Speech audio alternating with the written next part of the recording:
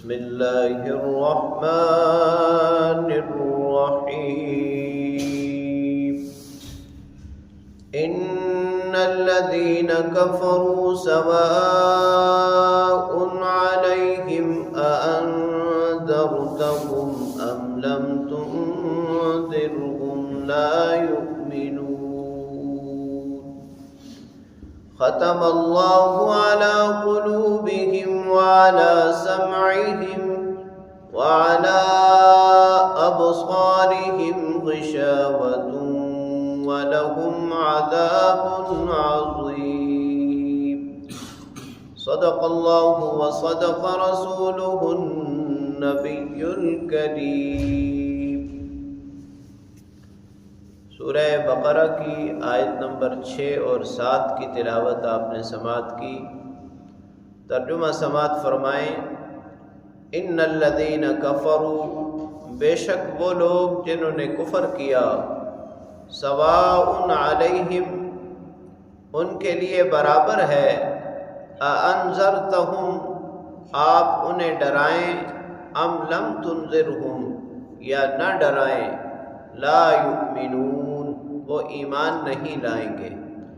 ختم اللہ علی قلوبہم، اللہ تعالیٰ نے مہر لگا دی ہے ان کے دلوں پر، وَعَلَىٰ سَمْعِهِمْ، اور ان کے کانوں پر، وَعَلَىٰ أَبْصَارِهِمْ غِشَاوَةٌ، اور ان کی آنکھوں پر پردہ ہے، وَلَهُمْ عَذَابٌ عَظِيمٌ، ان کے لیے بڑا عذاب ہے۔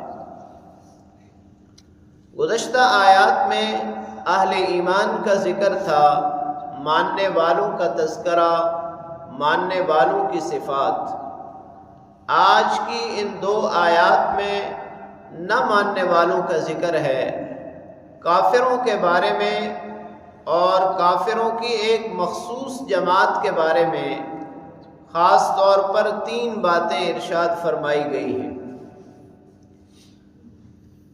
اللہ کریم نے اپنے محبوب صلی اللہ علیہ وسلم کو مخاطب کر کے یہ فرمایا کہ اے محبوب، یہ جو کافر ہیں، جو ضد، عناد اور تعصب میں آگے بڑھ چکے ہیں، باوجود حق کو جاننے کے حق کا اقرار نہیں کرتے، حق کو مانتے نہیں ہیں، باطل پر ڈٹے ہوئے ہیں، ان کو آپ چاہے ڈرائیں یا نہ ڈرائیں، یعنی تبلیغ کریں یا نہ کریں، بات سمجھائیں یا نہ سمجھائیں، یہ ایمان نہیں لائیں گے۔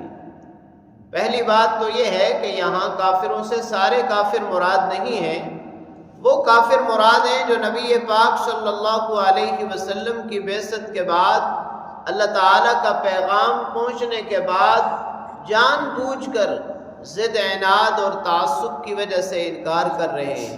وہ بڑے بڑے سرغنہ جیسے ابو جہل، امیہ بن خلف، اس طرح کے لوگ یہاں مراد ہیں کہ جنہوں نے حق کو حق جانا تو صحیح، لیکن حق کو حق مانا نہیں ہے، یعنی انہیں معلوم ہے کہ یہ حق کا راستہ ہے جس کی طرف نبی پاک صلی اللہ علیہ وسلم بلا رہے ہیں، اس کے باوجود نہیں مانتے۔ یہاں بعض لوگوں نے یہ اعتراض کیا کہ جب اللہ نے یہ اعلان کر دیا کہ یہ ایمان نہیں لائیں گے تو پھر ان سے پوچھ گچھ کس بارے میں، یعنی پھر ان سے تو پوچھنا نہیں بنتا۔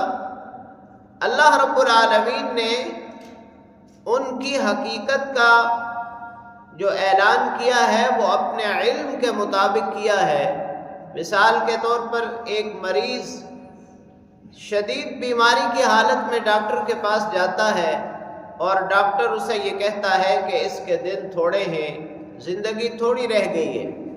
اب اگر اس کا انتقال ہو جائے تو کوئی ڈاکٹر صاحب کو یہ نہیں کہتا کہ آپ نے کہا تھا اس لیے مر گیا۔ اسی طرح ان کے ایمان نہ لانے کی جو وجہ ہے وہ اللہ کی طرف سے جبر نہیں ہے بلکہ ان کی حقیقت ہے، لہٰذا یہ اعتراض کسی بھی اعتبار سے یہاں نہیں بنتا۔ دوسری بات، اللہ رب العالمین نے اس کی وجہ بھی بیان فرما دی کہ ایمان کیوں نہیں لائیں گے۔ ختم اللہ علی قلوبہم، اللہ نے ان کے دلوں پر مہر لگا دی ہے، وعلی سمعہم، اور ان کے کانوں پر، وَعَلَىٰ أَبْصَارِهِمْ غِشَاوَةٌ، ان کی آنکھوں پر پردہ ہے۔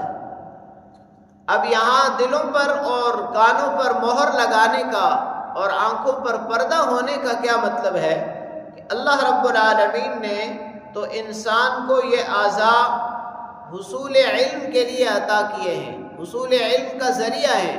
آدمی آنکھوں سے مشاہدہ کرتا ہے، کانوں سے سنتا ہے اور پھر بات دل میں بیٹھ جاتی ہے، لیکن یہ آنکھوں سے مشاہدہ بھی کرتے ہیں، کانوں سے سنتے بھی ہیں، اس کے باوجود ان کے دل میں بات نہیں بیٹھتی۔